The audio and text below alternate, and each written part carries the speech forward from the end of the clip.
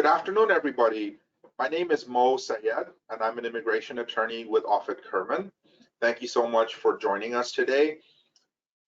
Today, we are very fortunate to have Mr. Adil Husain be with us, and we would like to spend the next 45 minutes to an hour discussing issues of business and legal importance.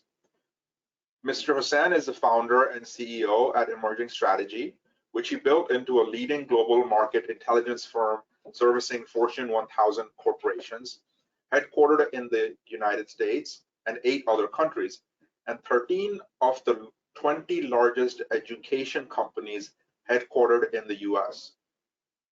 Emerging Strategy was uniquely listed on Clutch's 2019 list of America's and China's top market research firms, and named to the Manifest 2019's top 50 market research firms globally.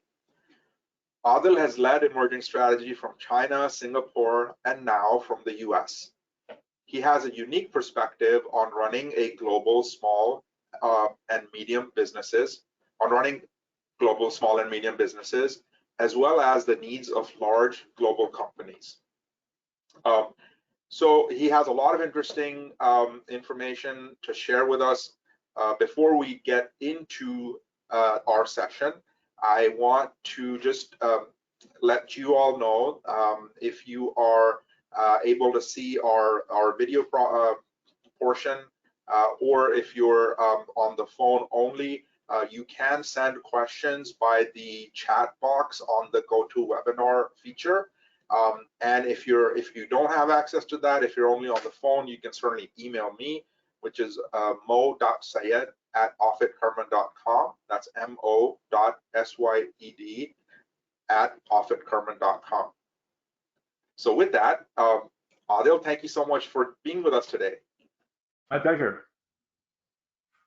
Great. Well, thanks so much. And these are some unprecedented times that we are all experiencing, and we'll get into some of those issues that are pressing and current.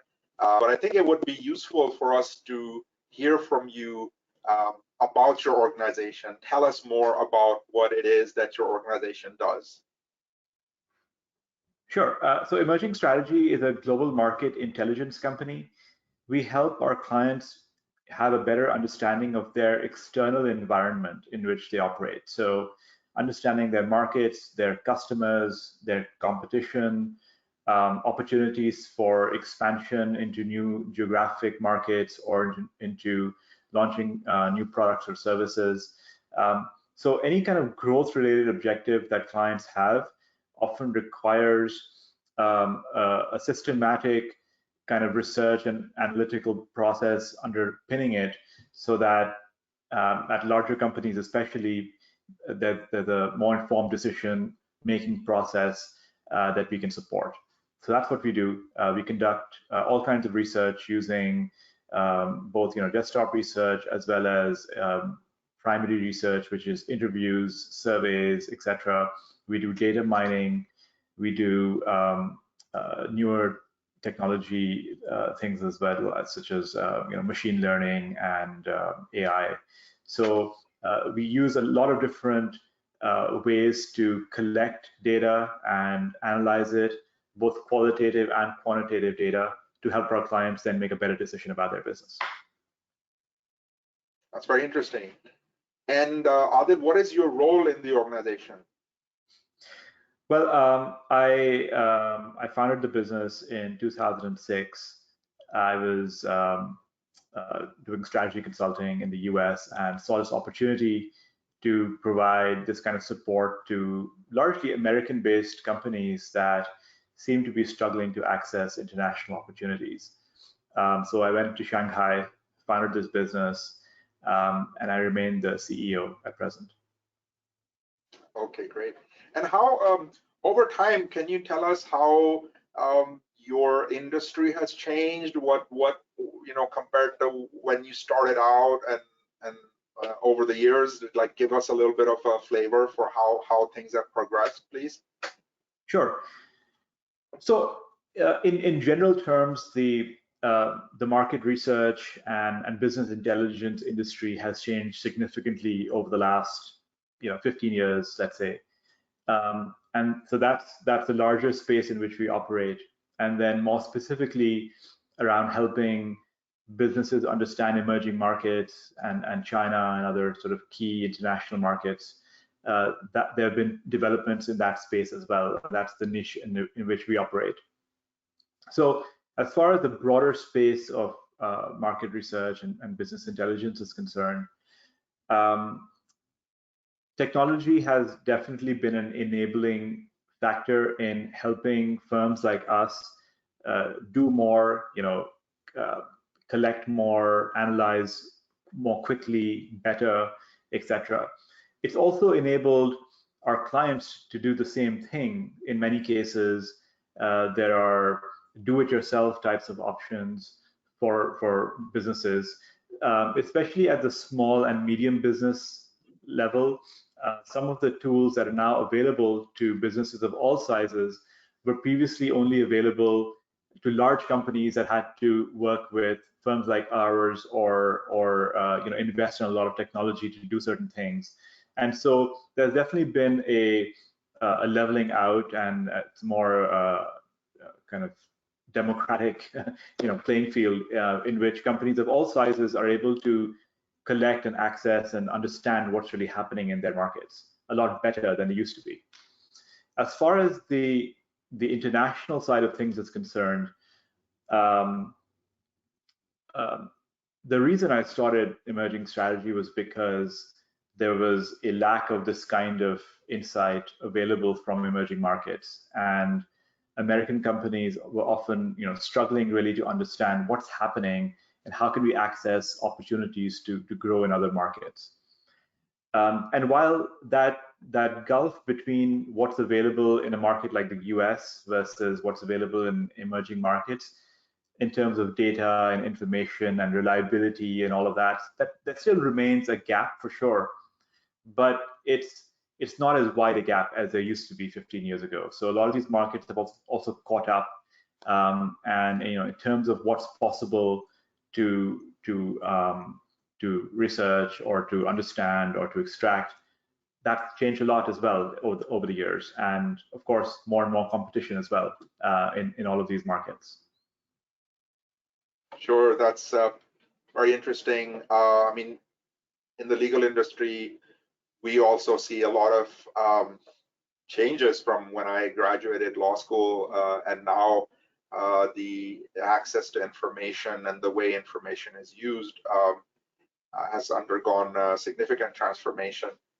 So that's interesting to hear what you've been experiencing. So before we move on to more present time, I'm curious if you could tell us a little bit about, let's say, a particular area that you think was a significant success. And so the way I look at it is, I suppose like for a lawyer, it would be to take a difficult case and get an approval or a win.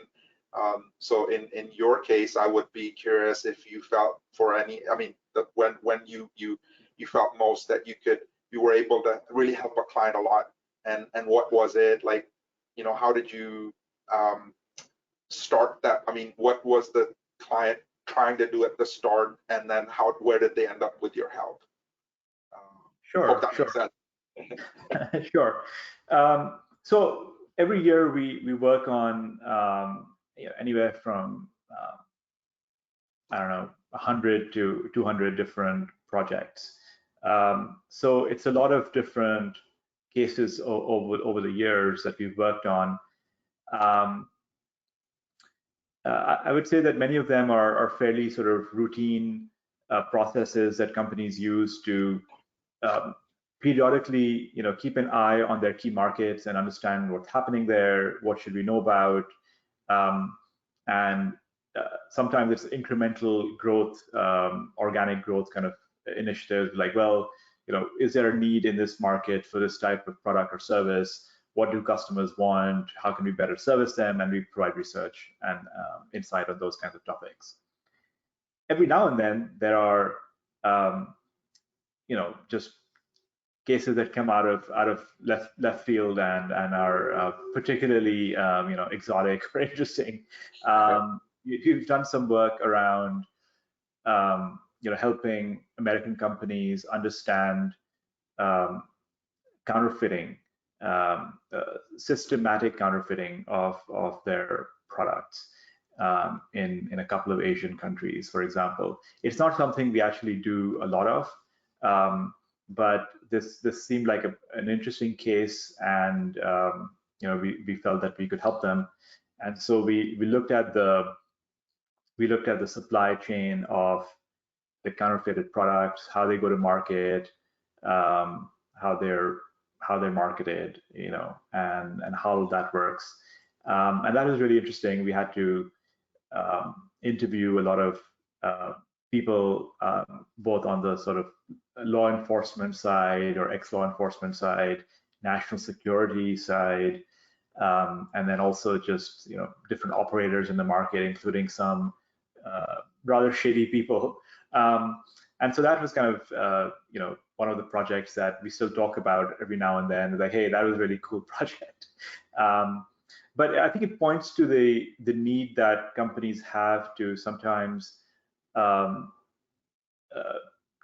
just really have a very deep understanding of what's happening in markets that they're not able to always achieve on their own through existing internal resources, because we're very specialized in what we do. We have people who specialize in particular countries and know how to look for information and all of that. And so there is a need for this kind of on the ground, feet on the ground kind of research, especially when large amounts of money are concerned, big capital investments, or in this case, counterfeiting, which was having a significant impact on our client's business. And so there's definitely then a willingness to invest in this type of very customized and detailed support. Sure. That's very interesting.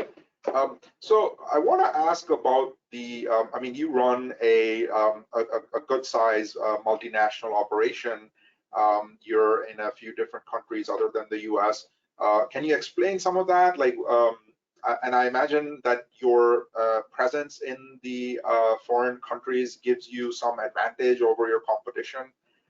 And so can you speak to some of those aspects of your business? Sure. So I would characterize emerging strategy as a micro multinational. We're in a number of countries, but we're not a very large company in an absolute sense, certainly. But we do have in our own business a kind of geographic complexity that comes from having multiple legal entities, presence in different markets, and the attendant sort of human resource and legal and compliance and tax and accounting kind of implications of all of those things. That also does create somewhat of a barrier. I wouldn't say it's a very high barrier any longer, but it does create somewhat of a barrier or a differentiation in the market versus companies that don't have that presence on the ground. So yeah, that's kind of the multinational nature of it. The business started in Shanghai, as I mentioned earlier, and has grown outwards from there into a more global business. It's not a Chinese company, of course, but it was always held outside China as a holding entity. But it has had this interesting sort of story where we've always worked almost entirely with US-based clients, helping them with international markets. Our first offices were in Asia, and now we're actually in the US as well, helping them with both US-based work as well as international work. Okay. Do you find, since you've now, like you are managing operations from the US, are there any unique challenges that you encounter in terms of just the management side as it relates to the Asia presence? That's a good question, Mo. I think that having spent all that time living in Asia and working with clients that were in the US, we got pretty good at navigating the time zone differences and working remotely and collaborating closely with various people. So it's now been what 8 or 9 months since I last went to our offices in Asia, and while personally I feel like I'm missing out, and I would like to travel and see my colleagues and be on the ground more. I don't think that it had a significant impact on business per se, because of technologies like this that we're using right now. We can talk to anyone in any office very easily. So I think that the challenges of running this it's a small multinational, are not as much logistical or operational anymore as they are around understanding local context and how to work with and motivate people in different countries, and just the more subtle kind of issues that come up, rather than how do we sort of all get on the same page, or how do we have regular conversations, and how do we move the business forward. I think those are easier things that we've kind of figured out over the years. Sure, that's excellent. Yeah, I mean, I think that so many of employers are functioning remotely nowadays, and to the point where it doesn't matter where you're located. Yeah, so it's unremarkable at this point because everyone's doing it. So we're just another company that's doing it as well. Got it. So okay, now let's talk about the post-pandemic world and the business realities, and maybe one way to look at the story from your side is to look at the first couple of weeks, the initial response to the lockdowns and the global health concerns, and how it has evolved, and how does it stand right now. So long way to ask, like, how have you been impacted by COVID? Yeah. So the first impact was felt by our office in China, in Shanghai, and the lockdowns in China started right around the time of the Chinese New Year holiday, back in February. And so our office in Shanghai was, we went 100% remote within a matter of a day or two. And that is more of the operational side of the business. And they were able to, it seemed almost seamlessly run things remotely. And so on the operational side, or delivering kind of work or getting research done or projects completed, we had, I would say, little or no impact at all.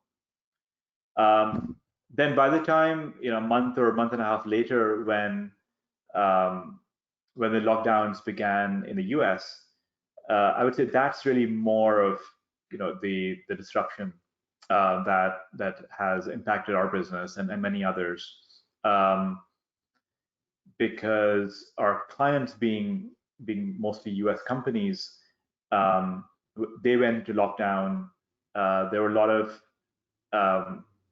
just people were finding it hard to settle in at home and manage family issues and work. And so I think it took a good couple of weeks for many of our clients and partners to really be fully sort of operational, and that has had some disruption back in in Q1, Q2. I think the longer term impact of COVID has really been for us around companies deprioritizing certain types of initiatives, especially around growth, and focusing more on just meat and potatoes kind of stuff, like just getting the basics right and keeping the business running and all of that, and putting more ambitious initiatives for 2020 a little bit more on the back burner. So if they were planning to launch a new product or enter a new market, or do all the kind of due diligence and research supporting that kind of initiative, that's been kicked down to the second half of the year, or perhaps even beyond. It's coming back now. I would say that the second quarter in particular was really people were just finding their bearings, and they're getting their balance, and trying to figure out, okay, what do we do with this? In Q3 and hopefully beyond, I think companies are now fully sort of set up to operate in this manner, and they understand that business has to go on, life has to go on as well, and things are now moving in a positive direction. Excellent. I sometimes think about this, that like whenever there is a calamity, a huge adjustment that businesses need to make, we have this whole industry of consultants or analysts that look at how things will be impacted. And in the legal profession, to some extent, the types of services that require a lot of in-person presence, such as like litigation work, that was slowed down. But it's very interesting to see how, like our firm has adapted pretty well, and there was an initial sort of disruption, but then most of the players are adapting, and there's this internal resource that's emerging in terms of like dealing with this. And I'm curious if there are market players, or whether this plays any role into your work, like if clients ask you, hey, we need some assistance with how to deal with COVID, or what does the future look like for our business. Is that an area that has come up at all? That's an interesting question. We're actually doing some work right now for a couple of clients where we're helping them reimagine the future of their business. It's not simply a COVID issue, but it's definitely been accelerated by COVID and some of the second and third order impacts that's had. So as you know, a lot of our clients are in the education industry. And that has in particular seen a lot of disruption in the last several months. And so in that space, some companies are doing amazingly well, because they are either enabling remote learning, or they're already in the space. So something like Coursera, for example, is doing great. But then there are also companies that weren't really geared up to be 100% remote and be serving students in this manner, and they've had to adapt, and some of them are still working on it. So we're helping some companies in the space, understand what the future might be for their mission, for their overall purpose as an organization, and then what kind of business impacts a sustained kind of remote environment might have. Sure. Yeah, it's very, I'm sure, interesting work and useful to your clients. So now, when it comes to we are trying to get to know a little bit more about the international business component and cross-border issues that you're operating in multiple jurisdictions. What are some particular cross-border issues that either your business or your clients are facing or face traditionally that you might want to share with us? Sure. So I think this year there's been a convergence of at least two issues, if not more. that are having a significant issue on cross-border business. The first is a general um, geopolitical type of situation, let's call it, that exists between the US and a number of countries, but particularly between the US and China. And as the two largest economies in the world, that's obviously had some impact, a significant impact in many cases on businesses on both sides. So there's definitely a reluctance to move forward with certain types of business dealings until there's more clarity on either side or on both sides of how things will actually end up. So uncertainty is really the enemy of business. Businesses are generally quite resilient and can adapt to a lot of different situations if you know what it is that you need to move towards or what you need to do. But the environment of uncertainty, not only this year, but also in the last few years, has generally created a kind of chaotic operating environment for many cross-border types of businesses and deals and things like that. And then with COVID and the travel restrictions and not being able to meet business partners or to travel to trade fairs or there's a lot of international commerce that does rely on some kind of face-to-face interaction or meetings.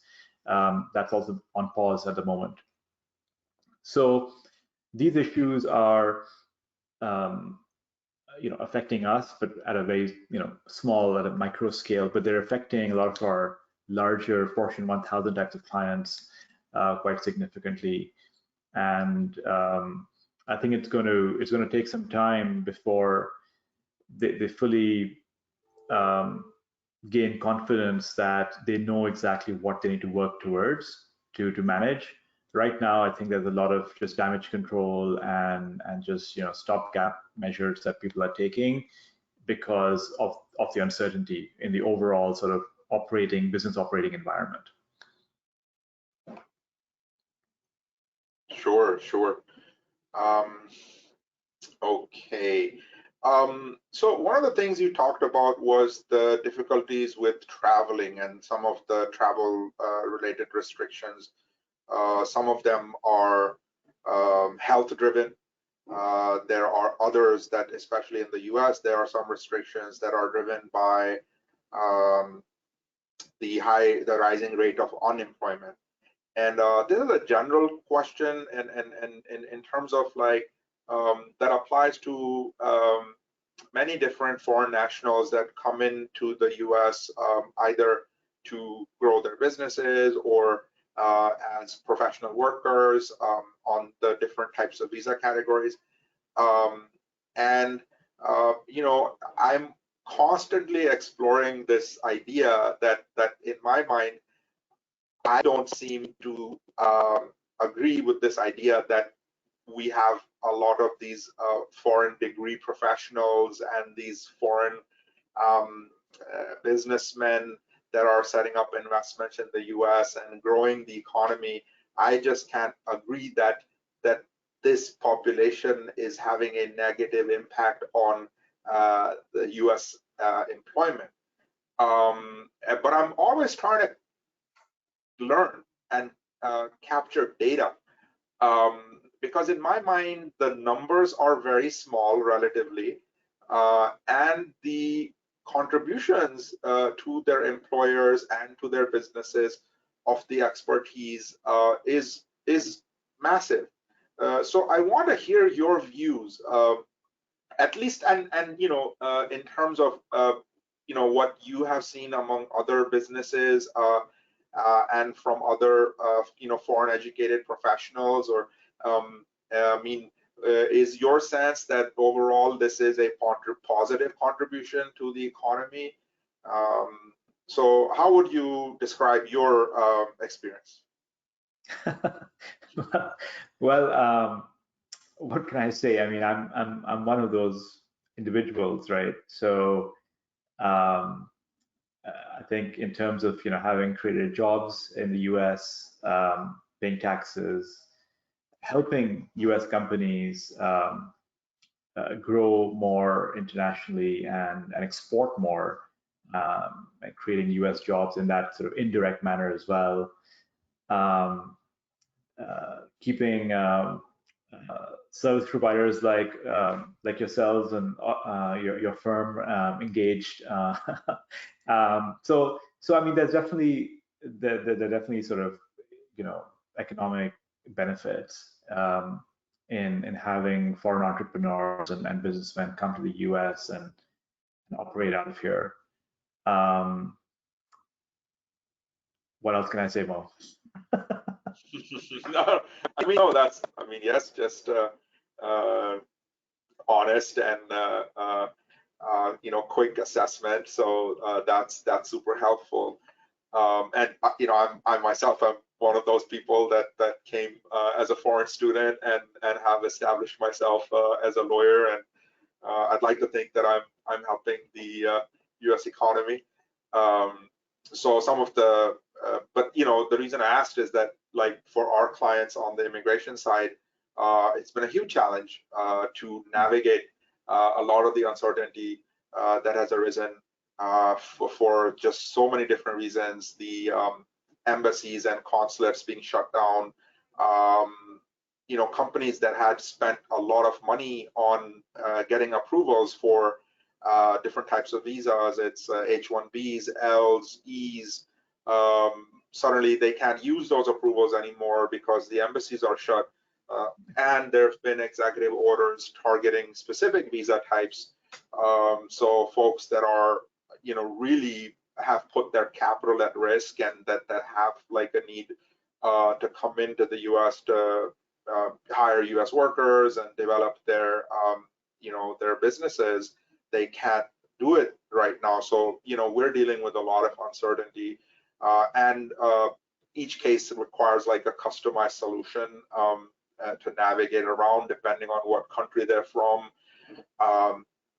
So it's kept us busy.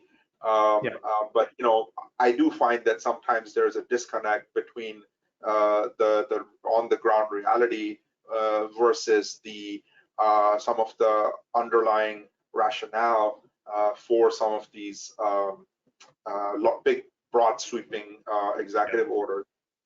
Yeah, look, I mean, I think that these are ideologically driven more than driven by economics or other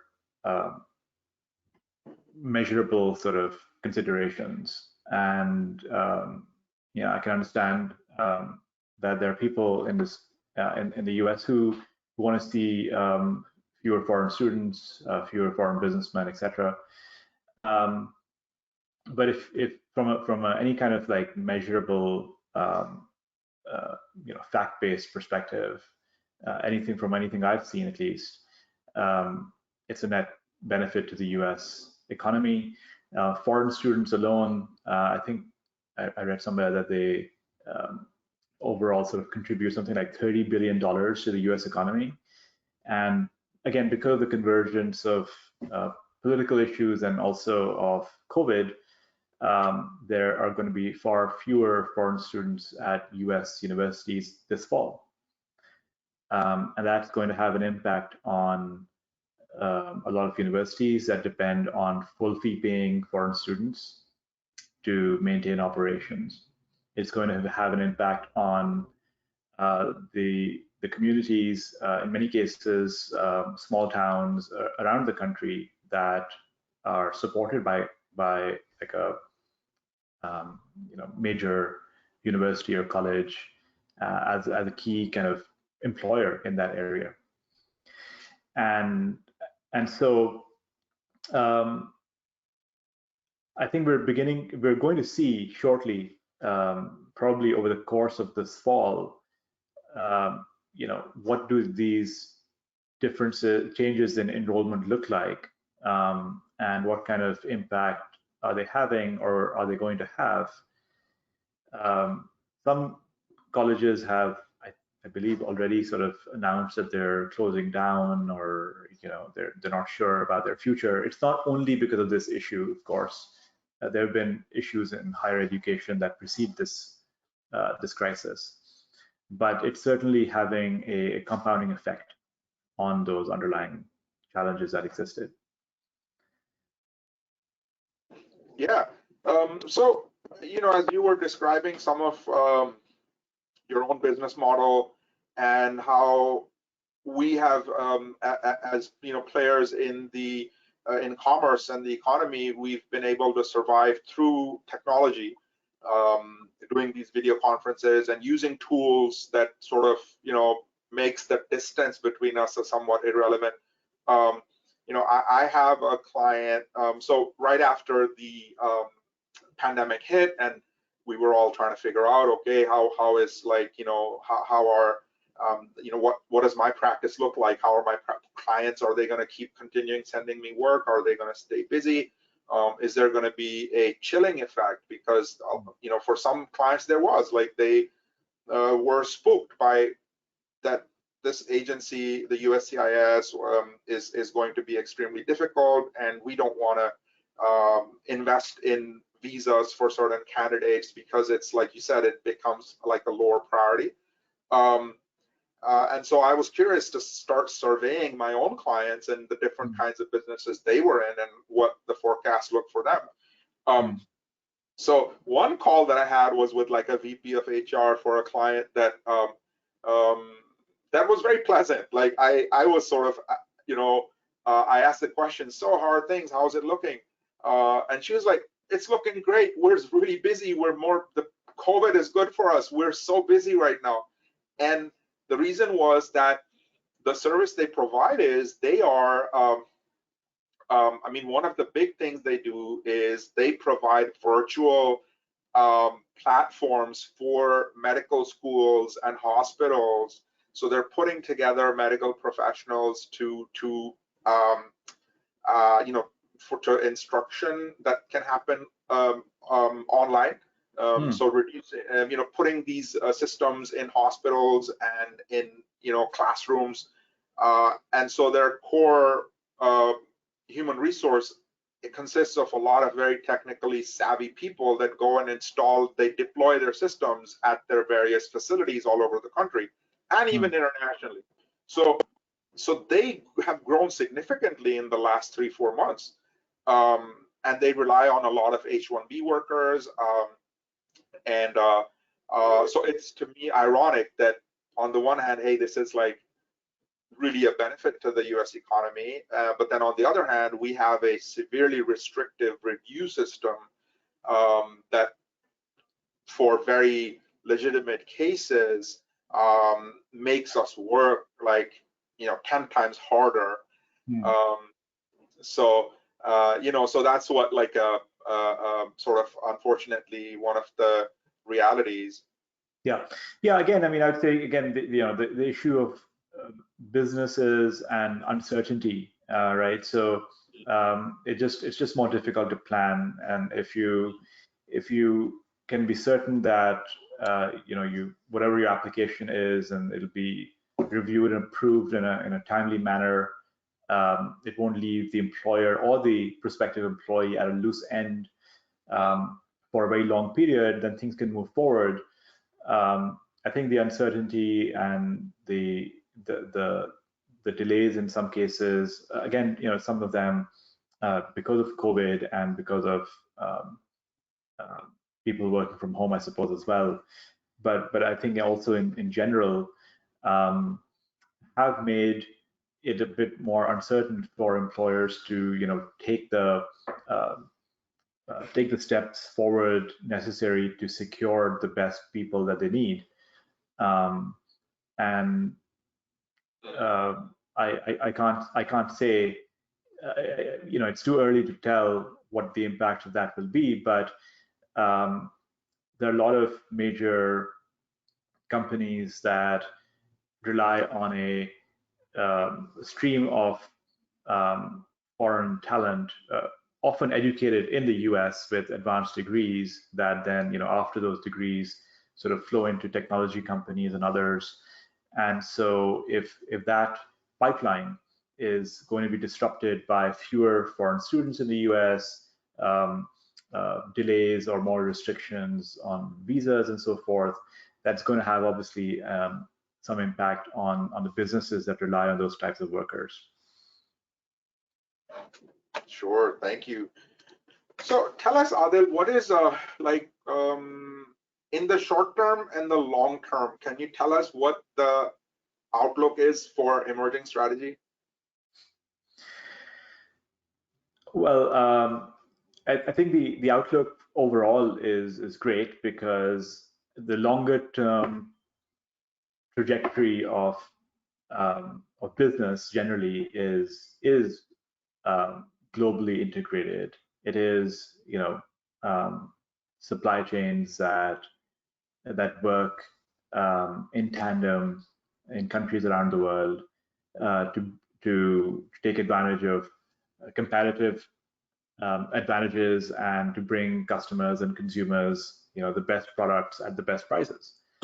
And so us as an enabling organization that helps companies that do all of these things by providing the kind of the research, the insights they need to move forward with these businesses, we think that macro future overall outlook is positive.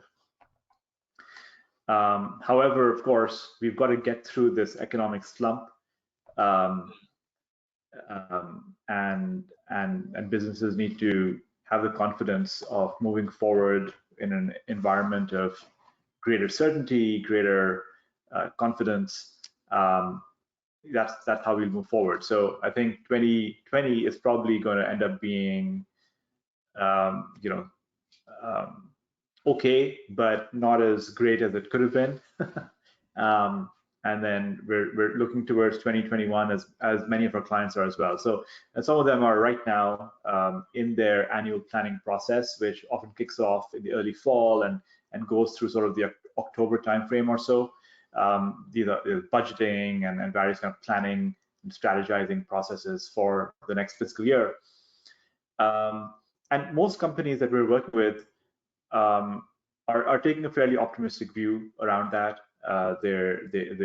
Even initiatives that were paused or deferred this year, it seems many of those are back on the table for next year. I think businesses are sort of more optimistic about what next year might hold for them, and therefore so are we. Sure, that's great. So one question, as a service industry professional, one of the things that I like about what I do is that, I have the basic immigration law skill set, but every client, every business is an opportunity for me to learn about what they do, and so this conversation that we're having is super interesting. I get similarly to have a window into other really talented, hardworking people, and then I apply my knowledge of immigration to their to provide them solutions that are workable for what they work in. In your line of work, do you think there's a I know you have a lot of education industry related work. Do you see that knowledge helping you with your other clients that are not education related? What does that look like in your area? I'm sure there's a lot of clients that would, in different industries, that would benefit from the kind of service that emerging strategy provides. But then it's also maybe a bandwidth issue, you can only take on so much. Sure. Yeah, our skill set our core skill set is fairly general in the sense that it can be applied to clients and situations across most industries. And the education space itself is also quite dynamic, especially driven by the events of this year. And so we're working currently with clients that are not in the space. You wouldn't think of them as having really anything to do with the education industry per se, but education related customers are important for them. Maybe they sell into K-12 or they sell into higher education institutions as a key customer segment. And so, our expertise in that space is very helpful to them, even though they're tech companies or they're healthcare companies or something else. And so we are definitely able to apply what we learn from one sector into others, but all the time we're also building up a core skill set, as I'm sure Mo, you are as well. Is that at the end of the day, yes, there may be some differences, I assume, in doing an H1 or L1 case for a client in a particular industry, but there's probably a lot that you can also apply to clients in any other industry in terms of what you do. And I would say it's true for us as well. We always try our best to keep up with cutting edge tools and technologies out there and learning about them. Webinars from vendors are helpful. I've seen a couple of yours as well, and they've been super helpful as well. So thank you for putting those on. And yeah, I think in general, there's more that you can apply across industries, I feel, especially from a service provider perspective, than not, especially for the kind of things that we do. They're hugely applicable in applying best practices across lots of different situations. Great. That's very interesting. So, okay, looking at legal counsel, and not just immigration, as a business professional, what are some ways in which legal counsel can help you to stay ahead of the curve, or how can we stay ahead of the curve in helping you? Sure. Yeah, I think some of the workshops and webinars that I've seen recently, where there's maybe a new development in law or regulation that might have an impact, and advising on what does that mean. Those can be particularly helpful. I think it's also important to maybe segment from an audience perspective. Are you trying to educate sort of an executive, a general executive audience on the implications of something, or is it somebody who's in HR or legal counsel, where maybe it's a lot more like detail oriented and tactical? So for me as a CEO, I don't get into the very detailed operational aspects of specific functions, but I do want to know, from an overall kind of management perspective, what the implications of some of these issues might be for the business, and for me to include that in my planning and strategizing. So yeah, those are probably some ways that legal firms can help these days. Yeah. Sure, thanks. Okay, we have just a few more minutes. I want to remind the audience, we've still got several here listening in. If you have any questions, if you want to ask Adil anything particular, please type it in the chat box. And so I'm going to ask you a kind of an immigration question. In your view, from experience or knowledge, for folks like yourself, for people like yourself that are successful, educated professionals that are operating businesses in the U.S.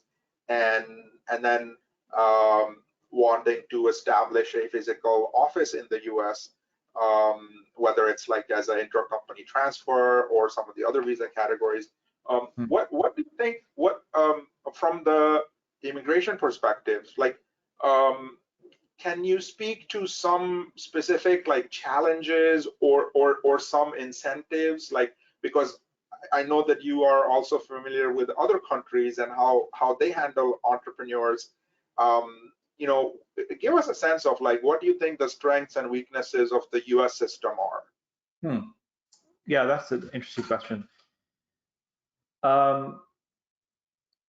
So what I think the strengths of the U.S. system are that it is still fairly it's process oriented. It's not necessarily a black box where you don't know how or why certain decisions will be made or evaluated.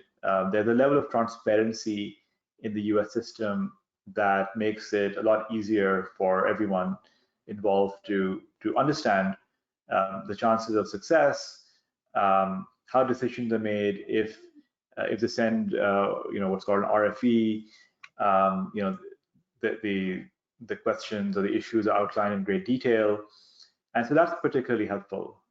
In some other countries where we operate, it can feel like a lot more of a black box where you apply, you have no idea what they're thinking or how they're making decisions about certain things, and then you just get a response, and that's it. And then you live with it. There's not necessarily a way to appeal it or to do anything about it. But those are not the countries that are in the long term like that successful in attracting a diverse and talented international workforce. And so I think from the perspective of the international talent, so to speak, they obviously want to spend their time and energy as well navigating a system where there's a greater clarity and understanding of how things will work. And to the extent that the US system is either sort of going in a slightly different direction, or there's less clarity than there used to be, that is going to be more challenging for businesses, more challenging for international workers, and more challenging for people like yourself to help them navigate this, because there'll be a lot of unexpected situations that may occur. I really hope that's not where we're headed. I've seen this in other countries, and it has a negative impact on business. In one specific case, I was planning to build an office in a country and serve as a regional hub for that area, multiple countries, and to bring in, to hire local employees, and also to bring in a few people from other countries in their surrounding area, so that it could truly be a global hub. But there was such poor communication, lack of transparency around decision making, etc., around getting foreign employees into that location at good competitive salaries, certainly higher than local average wages for equivalent roles. Actually, we just gave up. We decided that it wasn't worth it. We needed to move on and find a different location where these issues wouldn't be as severe. Got it. Yes, absolutely. And I think one area where I think that the Immigration Service it is trying to make some progress here in the U.S. is going towards a electronic filing system.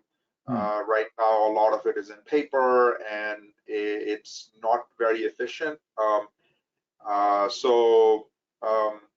But yeah, I agree. I mean, I think some of the transparency is very key, and one of the issues is that the economy, the commerce, and sort of the business models and technology have changed so rapidly that our traditional definitions in our statutes and regulations, they are written in a more brick and mortar type of a world, where a business had to have a physical office and had to have certain utilities that are and however, the reality is that we are increasingly, those factors, they're not good indicia of business activity.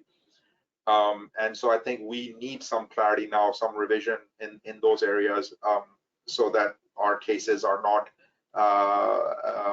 uncertain when we are putting them together. Yeah, I've also noticed in some countries there are two completely different government agencies that are involved. There's an agency that is really responsible for the competitiveness of that country, its economy, ensuring that the right people are in the are able to come in, and then the sort of the immigration equivalent body is really responsible for ensuring that we don't let somebody in who shouldn't be allowed to come in, rather than having a kind of joint role. The US has obviously combined all of this within a single body. It's not the same in some other places where we've operated. Yeah, that's absolutely correct. I think maybe at least I know some countries that have that model, and so there's a huge component of economic development that is different, and it's hard. I think that is one of the things that makes it very hard in the U.S. that resource allocation among the family-based and the business-based, and then the whole deportation and removal. It's not very clear that it's at its optimal. Okie doke, so we're close to one now. Trying to think.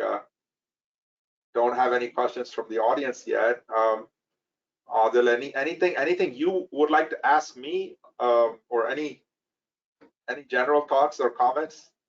Well, I mean, what is your take on the outlook for things like H1s and L1s and so forth in the near term? There have been some delays and backlogs in the past, but where are we headed over the next 6 to 12 months, do you think? Yeah, so just real quick for the audience that may not know the L and the H. So the L is a intercompany transfer where a foreign company can send an executive or a manager and a few other categories of an employee to the US to a related entity.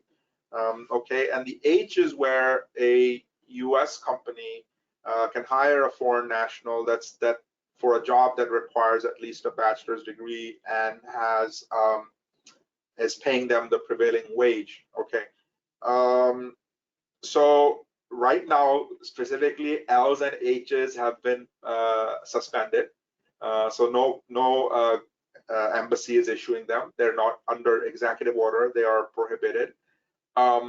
People that are already in the US for some other visa category, they can apply to renew or extend if they're already on those categories, or if they're on some other category, they can change. So that hasn't been impacted, so that's okay. Outlook now, a lot I think will depend on the result of the November election, because again, in sort of the eye of public opinion, these measures are the H's and the L's have been restricted because they are potentially taking away jobs that Americans could otherwise do and impacting the unemployment rate. Now, there has been litigation. There are cases pending challenging because these are benefiting US companies, and the other thing, though, is that I feel much depends on how the the workplace for the embassies and consulates shapes up. Like if they start opening back up, then we can see a sort of restoration. Now, despite the suspension of visa issuance for H's and L's, there are carve-outs, there are waivers. So for if it's a healthcare worker in COVID, if it's somebody who is going to be of a benefit to the US economy, or if there's another broad category of benefit to the US, those waivers can be processed and folks admitted to the US on L and H. But because the embassies are not staffed overall, I think that's going to be the the determinant. So overall outlook, I think, number one, if the incumbent of the White House changes, we may see a quicker restoration. And then number two, how the work environment, like the embassies reopening, and that's so far it's not looking good. So all right. So we've got to work with what we've got to be creative here in terms of working with the restrictions and the situation on the ground, which is that there may not be a possibility of getting some key talent into roles in the U.S. in the near term. Yes, we are working for a few clients who are having a tough time right now because they're in countries where, if it's a really bad COVID situation and very large cities that like Manila, for example. Manila is one where we're not hopeful that the embassy is going to open up soon. So folks are stuck. But yeah, it's a very case by case situation, and it's evolving. So thank you for asking that. Okay, well, Adil, I think we're at the end. I have certainly appreciated this opportunity. Thank you for taking this time. And, hey, thanks, Mo. Thanks for inviting me. It's great chatting with you as always. I hope your audience found it interesting to hear my perspective. Yeah, thanks. And we wish you the best for your business and the family, and hope everybody stays safe. For the audience, this recording will be posted on our website, and we will be circulating as well. So I do ask you, if you found it interesting, and if you have colleagues that might be interested in it, please share the link with them. If you have suggestions for other topics, please let me know. I want to say thanks to Jennifer Helfand, our marketing director, for her role in putting these together. And thank you so much. I wish everybody a good rest of the day. Bye. Bye.